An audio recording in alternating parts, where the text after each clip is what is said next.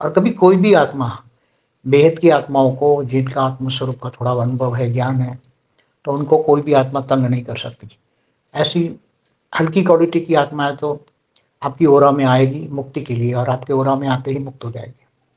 आपका ओरा इतना पावरफुल होगा कि ऐसी आत्मा है तो आपके ओरे में खुद ही चली आएगी मुक्त होने के लिए, मोक्ष पाएंगे, बोले हम मुक्त हो जाएंगे। तो ओरा में इतनी पावर होती है, आपके सूक्ष्म शरीरों में इतनी पावर होती है। ओरा माने सूक्ष्म शरीर, तो उसमें परम तत्व भी होते हैं, परम लाइट भी होते हैं। जब योग करते हो तो योग के कारण परम तत्वों का ओरा भी बनता है, हाई क्वालिटी परम लाइट का भी बनता है। तो उसमें ऐसी कमजोर आत्माएं जो होती हैं वो ओरा में आते ही मुक्त हो जाती है, क्योंकि ओरा आपका ओरा कभी कभी बहुत फैल जाता है, 3 फुट 4 फुट 5 फुट 10 फुट तक। जब योग में एकदम अच्छी योग की अवस्था हो, वेद के परम पिता से कनेक्शन हो और पावर आएगा, तो पावर बहुत हाई लेवल का होगा। तो ऐसी कोई भी आत्मा घर में रहती है या आसपास में भी रहती है जो आपको अनुभव करती है कि इसके पास पावर है, तो पावर लेने के लिए भी आएगी। मगर जब पावर लेने के लिए आपके ओरा के अंदर आएगी तो वो मुक्त हो जाएगी। कई आत्मा सोचेगी इसके पास बहुत पावर है, ये ज्ञानी है, योगी है, क्योंकि आपका ज्ञान सुनता होगा ना वो आत्मा, इस सूक्ष्म जगत की आत्मा। आप जो ज्ञान सुनते हो वो वाइब्रेशन पकड़ के सुनती है, तो वो जानती है कि वो योग करता है। तो योग का सूक्ष्म में वो देख पाते हैं आपका ओरा। आपका ओरा अच्छा होता है तो वो पावर लेने के लिए आती है। इसलिए हमेशा ज्ञानी तू योगी तू आत्माओं को ये सब चिंता करने की जरूरत नहीं है।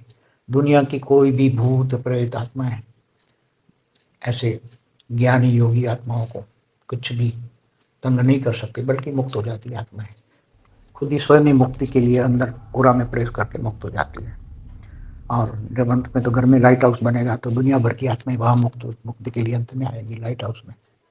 इसलिए बच्चों को अभी से पुरुषार्थ करना चाहिए आत्मस्वरूप का।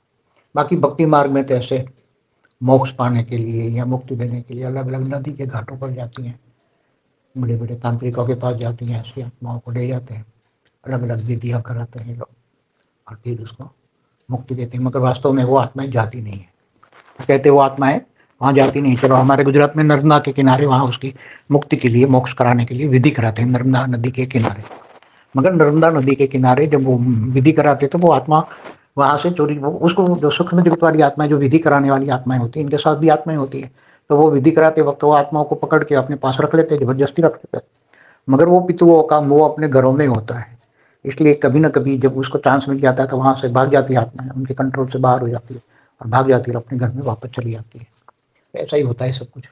तो उनको वास्तव में मोक्ष देना है तो ऐसी आत्माओं को योग बल से ही, परम लाइट से ही, परम पावर से ही मोक्ष दे सकते हैं। परम लाइट के बिना मोक्ष नहीं दे